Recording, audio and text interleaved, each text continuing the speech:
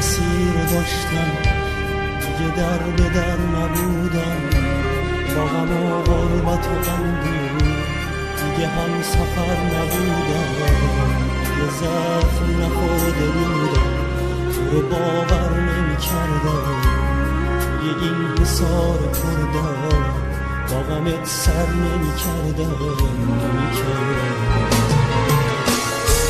من اگه کسی رو داشتم دیگه در به در نبودم، با غم و غربت و اندوه دیگه هم سفر نبودم، اگه زخم نخورده بودم تو رو باور نمی کردم، توی این حصار پردم با غمت سر نمی کردم. توی شب زده بودم پشت گریه صدات کردم، از پس آینه عشق تا همیشه نگات کردم. درد عشق معنای مرگه، مسلخ پاییز و برگه، قصه عشق و حقیقت، قصه گل و تجرگه.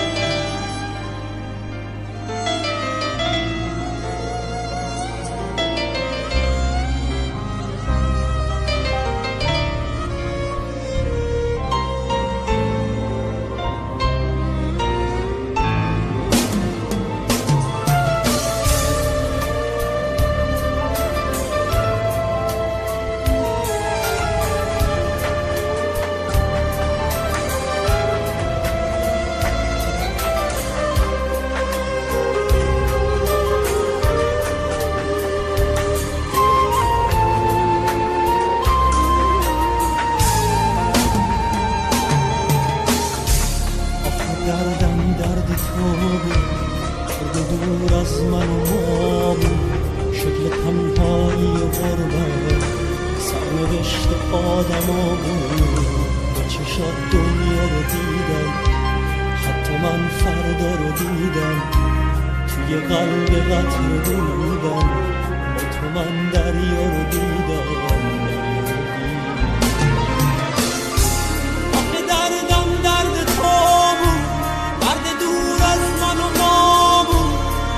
تنهایی